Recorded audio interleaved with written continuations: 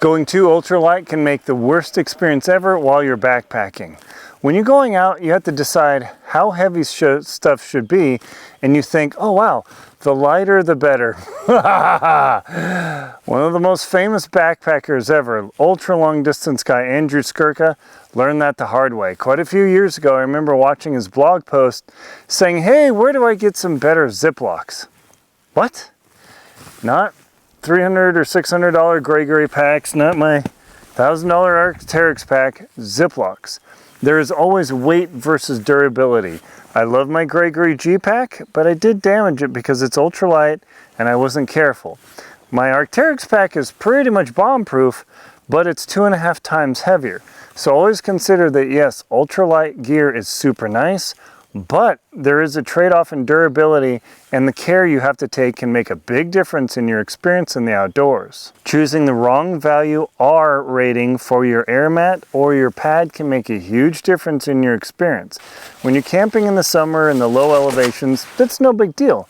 Not a problem, but you start camping in the higher elevations, say in the Rockies or the Sierra, and all of a sudden you're above 10,000 feet or just above 3,000 meters, and you camp and all of a sudden you're freezing your keister off and you wonder, why am I so cold? Why is it so miserable? Chances are the R rating of your pad is too low. It's not necessarily your sleeping bag, but it's the ground conducting your heat away from your body, and that never stops. So even though, yes, a thicker pad or an air mattress is more expensive and annoying, getting worse sleep is far worse. The one thing to consider about backpacks is a very critical detail. And I explain that detail in my book, Adventure Expedition 1, where I tell you all the choices about backpacks and how to carry them. So check that out. But one of the things that backpackers manufacturers claim is, oh, it's got 3,000 liters, 2,000 liters, 5,000 liters. Not exactly. If your backpack has a bunch of zippers and pockets and all these other doodads, some people love to pack things away, but all that adds weight and it actually cuts from the volume. So technically, yes, oh yeah, it's got this much weight or volume, but you put something in the top, something in the bottom, you mess around, that volume can be very deceptive.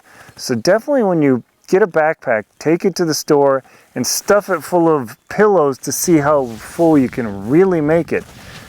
Manufacturers, hey, you know, that's just the thing they have to do. They claim the volume, and maybe not. When you're preparing to cook when you're backpacking, one of the biggest problems and mistakes you can make is bringing too small of a pot. I know the temptation is to bring the lightest pot possible. Oh, I don't want to carry the weight. Oh, I'm going to carry the titanium pot that's the size of a thimble. But then how are you going to boil enough water for your dinner? If you're cooking, how are you going to cook in that? If your food is to the very, very top of the pot, it's going to spill. I've had it happen. Or I didn't have enough water. I used to bring a 1-liter pot for snow camping.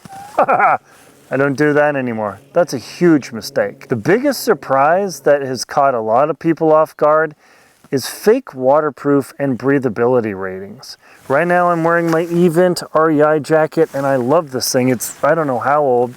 REI has made a lot of Event jackets over the years, and this jacket is more breathable than Gore-Tex and it prevents the water coming in. That's pretty good. But some breathable and waterproof jackets, like heretofore unnamed, it's like wearing a trash bag. They just suck. It's miserable. Avoid wearing the trash bag. Watch out for the water repellent or water resistant claims, because they can make your backpack a real misery.